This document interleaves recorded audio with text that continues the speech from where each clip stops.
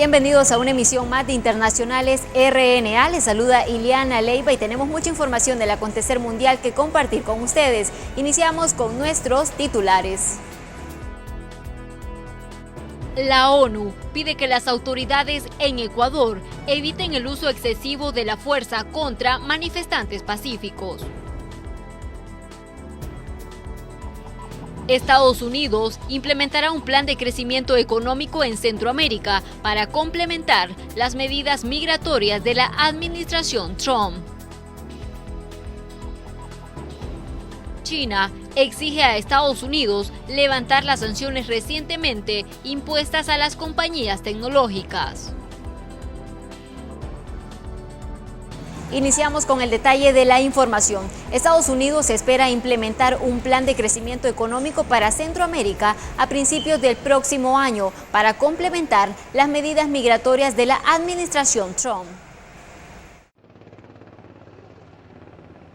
Estados Unidos prevé dar una inyección de capital a los países del Triángulo Norte a principios del año que viene. Según el asesor de la Casa Blanca sobre asuntos de Latinoamérica, Mauricio Claver Carone, el objetivo es incentivar la inversión del sector privado para favorecer la prosperidad en esos países y reducir así el flujo migratorio que recibe Estados Unidos. Asegura que la mayoría de los inmigrantes de Guatemala, Honduras y El Salvador piden asilo bajo falsas premisas, ya que dice huyen de sus países por cuestiones económicas, motivo que la ley internacional no reconoce para otorgar asilo. Claver Carone dijo también que la mejora de las perspectivas económicas llega después de que se hayan alcanzado acuerdos de cooperación bilaterales con los 3 países centroamericanos para que los inmigrantes se vean obligados a pedir asilo en el primer país de paso y así evitar que lleguen a la frontera sur de Estados Unidos. Pese a las palabras del representante de la Casa Blanca, los congresos de esas naciones deben ratificar estos acuerdos. Esto mientras que la justicia estadounidense ha retado buena parte de las propuestas migratorias de la administración Trump a partir de las acciones de organizaciones que defienden los derechos de los inmigrantes en Estados Unidos. Guatemala presenta además una peculiaridad más para Washington, y es que en enero toma posesión de la presidencia Alejandro Giammattei, quien ha amenazado con rescindir el acuerdo alcanzado por su predecesor Jimmy Morales. Bricio Segovia, Voz de América, Washington. Y un plan temporal para sacar rápidamente a los migrantes de los barcos en el mar Mediterráneo ha sido planteado por el jefe de migración de la Unión Europea, el cual ha solicitado apoyo de los Estados miembros. El principal funcionario de migración de la Unión Europea instó el martes a los Estados miembros de la UE a respaldar un plan temporal para sacar rápidamente a los migrantes de los barcos en el mar Mediterráneo y distribuirlos entre los países dispuestos. Alemania, Francia, Italia y Malta buscan la aprobación de sus socios de la UE para un proceso de vía rápida para evaluar a los migrantes, reubicar a los solicitantes de asilo y devolver a las personas que no solicitan ni califican, todo dentro de 4 semanas. Es un momento para que todos los Estados miembros muestren más solidaridad y más responsabilidad, dijo el comisionado de migración a periodistas en Luxemburgo, donde los ministros del Interior de la UE se reunieron para discutir los desafíos migratorios en el mar Mediterráneo. Este es un informe de Kelly Ábrego para la RNA. Continuamos en Venezuela, y es que la crisis económica y la hiperinflación han provocado que algunas familias compartan sus alimentos con vecinos para poder hacer una comida completa al día y garantizar así el acceso a las proteínas. En este apartamento de Caracas, al menos 3 veces a la semana, 5 familias se reúnen para preparar la cena con lo poco que cada una tiene en su despensa. Cada quien aporta algo. Un arroz, si es proteína, entre 2 hacemos la compra. Evelyn cuenta que el año pasado comenzaron a sentir que ya no podían pagar por todos los grupos de alimentos y por ello tomaron la decisión de preparar esta suerte de ollas comunitarias. De repente yo tenía para la harina para la arepa, pero mi compañera tenía el queso, pero no tenía la harina. Entonces, conversando, todas las noches nos reuníamos, entonces una cenaba, la otra no. y llegamos a un acuerdo que varias noches nos íbamos a reunir y cada quien aportaba algo. Pues. La encuesta de condiciones de vida elaborada por 3 universidades de Caracas reveló que en los últimos 3 años ha bajado la compra de productos como pollo y carne entre un 34 y 45%. Pero el gobierno en disputa de Venezuela dice que ha puesto a disposición de la ciudadanía 3.000 casas de alimentación para garantizar la producción de fuentes de proteína accesibles a las comunidades pobres. Para aportar proteína animal en esta fase de resistencia económica. Eliana forma parte del grupo de vecinos que se reúne a cocinar en una misma casa con lo que cada quien consigue. Dice que su principal preocupación es la pérdida de peso de su hija. Más que todo angustia, ¿sabes? Porque ¿qué le doy a mi hija? ¿Yuca con qué? O no sé, o sea, a veces se me cerran todas las puertas. Mira, lo que hay es esto y yo no quiero darle eso a mi hija. De acuerdo con la encuesta de condiciones de vida, la dieta de los venezolanos pobres es anémica, caracterizada por exceso de harinas, arroz y déficit de hierro. El estudio revela que 9 de cada 10 venezolanos confiesan que el dinero que ganan no es suficiente para pagar su alimentación. Adriana Núñez Rabascal, Voz de América, Caracas.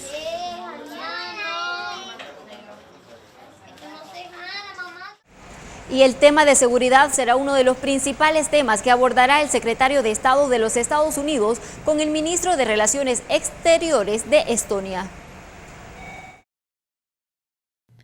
El secretario de Estado de los Estados Unidos, Mike Pompeo, dio la bienvenida al ministro de Relaciones Exteriores de Estonia a Washington el martes. Se espera que Urmas Reinsalu, ministro de Relaciones Exteriores de Estonia, hable sobre temas de seguridad, defensa con Pompeo en el Departamento de Estado. La visita se produce inmediatamente después de que un abogado del embajador Gordon Sondland dijo que el Departamento de Estado le ordenó que no se presentara a la entrevista programada de esta mañana ante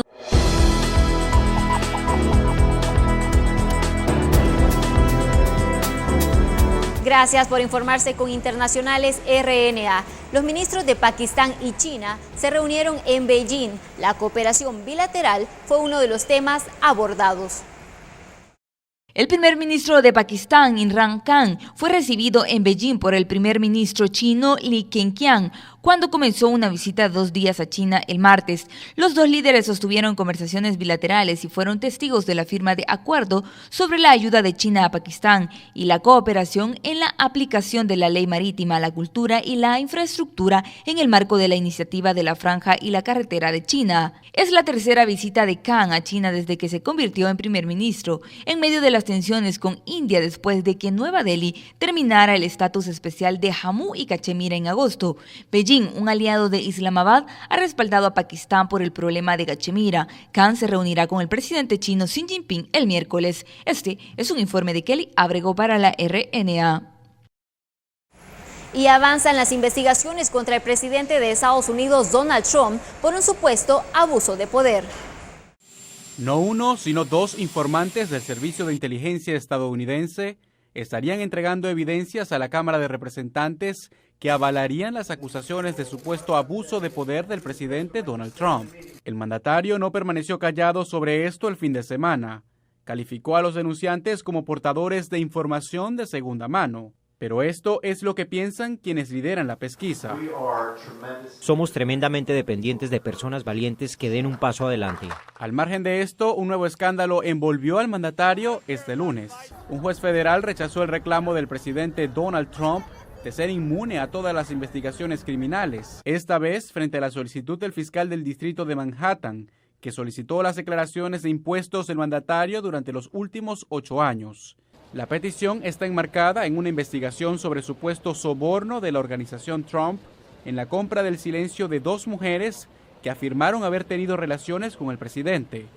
Los abogados de Trump han dicho que la investigación está motivada políticamente y el propio presidente respondió a través de Twitter. Los demócratas radicales de izquierda han fracasado en todos los frentes, por lo que ahora están presionando a los fiscales locales demócratas de la ciudad de Nueva York para que busquen al presidente Trump. Jorge Agobián, Voz de América, Washington. Y la tensión entre China y Estados Unidos continúa. Esta vez, China exigió que se le levanten las sanciones recientemente impuestas a las compañías tecnológicas. China exigió a Washington que levante las sanciones recientemente impuestas a las compañías tecnológicas, pero dijo que los enviados continuarán con un viaje a Estados Unidos para mantener conversaciones encaminadas a poner fin a una guerra arancelaria a pesar del aumento de la tensión. El Ministerio de Relaciones Exteriores también criticó las restricciones a las ventas de tecnología estadounidense a las empresas chinas como una interferencia en los asuntos de China, pero no dio indicios que si Beijing podría tomar represalias.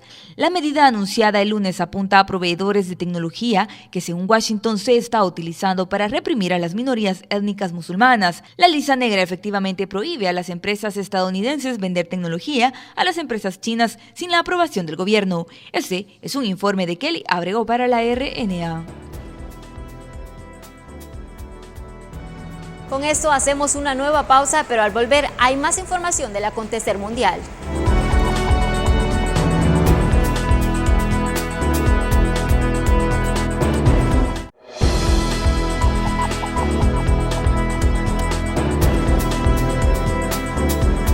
Gracias por su sintonía y le contamos que tras las intensas protestas registradas en Ecuador, la oficina de la Alta Comisionada de Derechos Humanos de la ONU pide que las autoridades eviten el uso excesivo de la fuerza contra los manifestantes pacíficos. En medio de las protestas y el paro nacional en Ecuador, la oficina de la Alta Comisionada de las Naciones Unidas para los Derechos Humanos instó por medio de un comunicado a las autoridades a que el uso de la fuerza debe aplicarse en casos excepcionales y cumplir con las normas internacionales de derechos humanos, como los principios de legalidad, necesidad, proporcionalidad y responsabilidad. En referencia a este comunicado, el vocero del secretario general de la ONU, Stefan Dujarric, afirmó: las autoridades policiales deben garantizar el derecho de todas las personas a manifestarse pacíficamente. Las personas deben tener la capacidad de expresar sus opiniones y reunirse pacíficamente. La Oficina de la Alta Comisionada de Derechos Humanos de la ONU también alertó que cualquier forma de privación de la libertad de manifestantes por parte de las autoridades debe cumplir con los estándares establecidos por el derecho internacional. El uso de la fuerza debe ser proporcional al derecho internacional y esto refleja lo que ha dicho el secretario general. De acuerdo a ONU Derechos Humanos, la policía tiene el deber de identificar las personas que actúan con violencia para aislarlas de los demás manifestantes. Los actos de violencia o delitos que cometan algunas personas no deben atribuirse a otras cuyo comportamiento es pacífico. Hubo heridos de gravedad, ¿no? La fuerza pública hizo uso de armamento, de dotación. Explicó José Collaquito, manifestante ecuatoriano. Esto mientras la oficina también en su comunicado rechazó enfáticamente los hechos de violencia cometidos contra personas, destrucción de bienes, saqueos, así como bloqueos de la vía pública, y al mismo tiempo han hecho un llamado al diálogo. No voy a cambiar de opinión. Dialogar, sí, para encontrar paliativos, vuelvo a recalcar, incentivos para aquellos que puedan haber sido afectados por la medida. Celia Mendoza, Voz de América, Naciones Unidas. Y en Hong Kong, manifestantes salieron nuevamente a las calles en protesta por la ley antimáscara. Veamos en el informe a continuación. Cientos de personas en Hong Kong expresaron su fuerte apoyo a la ley antimáscara, diciendo que llega el momento adecuado en medio de los disturbios. La directora ejecutiva de la región administrativa especial de Hong Kong, Carrie Lam, dijo en una conferencia de prensa que el gobierno ha invocado el poder bajo la ordenanza de regulaciones de emergencia y aprobó el reglamento de prohibición de cubrirse la cara para crear un efecto disuasorio contra manifestantes enmascarados y violentos alborotadores. Los disturbios se han desatado durante más de 3 meses en Hong Kong, cuando los manifestantes radicales, a menudo vestidos de negro y enmascarados, bloquearon carreteras, incendiaron calles, destruyeron estaciones de metro y agredieron a policías civiles y empresas. Este es un informe de Kelly Abrego para la RNA.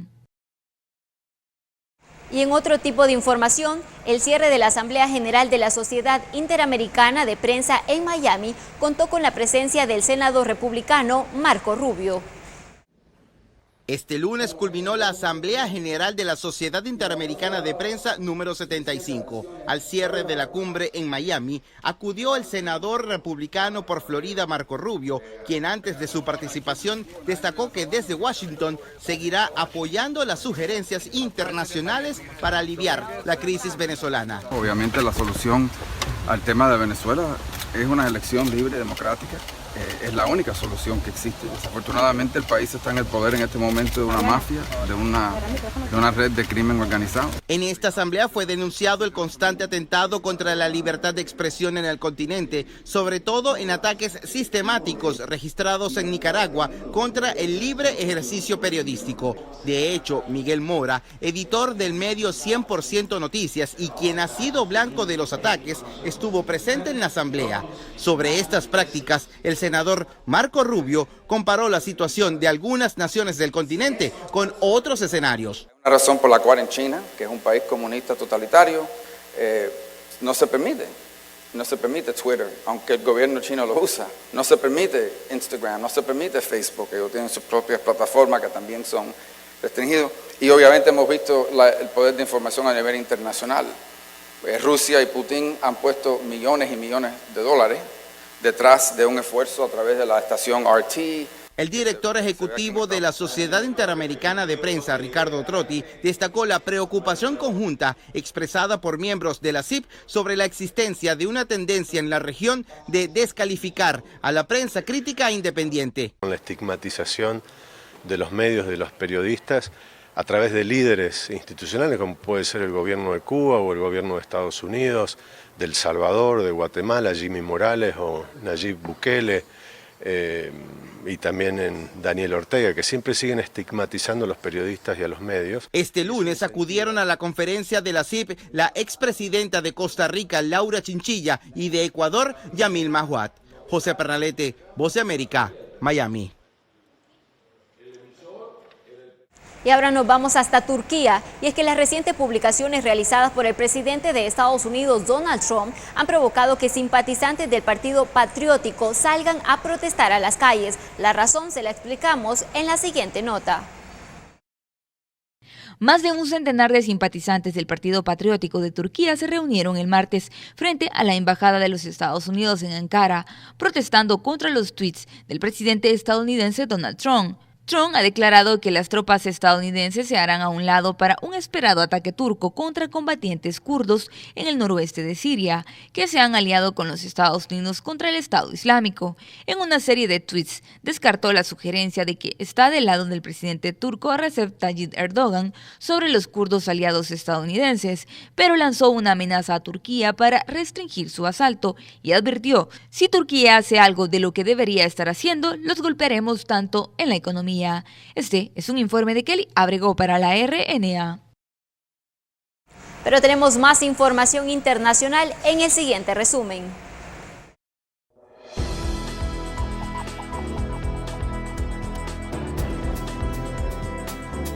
El enviado del Reino Unido para el Brexit, David Frost, regresó a la Comisión Europea el martes para mantener conversaciones a nivel técnico. Sin embargo, el gobierno británico dijo el martes que las posibilidades de un acuerdo Brexit con la Unión Europea se estaban desvaneciendo rápidamente y culpó a la intransigencia de la UE por el colapso. Las fuerzas sirias respaldadas por Turquía han estado entrenando cerca del norte de Assad, en preparación para una incursión turca anticipada. Docenas de combatientes participaron en las maniobras militares que tuvieron lugar el lunes. Las fuerzas lideradas por los kurdos respaldados por Estados Unidos dijeron que las tropas estadounidenses comenzaron a retirarse el lunes de las posiciones a lo largo de la frontera en el norte de Siria. Cientos de activistas del cambio climático acamparon en el centro de Londres el martes durante un segundo día de protestas mundiales por el movimiento de rebelión de la extinción para exigir acciones más urgentes para contrarrestar el calentamiento global. Activistas decididos se pegaron al edificio del Departamento de Transporte del gobierno británico, mientras la policía, que trabajaba para mantener las calles despejadas, les hizo un llamado a los manifestantes para que se movilizaran de ese lugar. Este es un informe de Kelly Abrego para la RNA.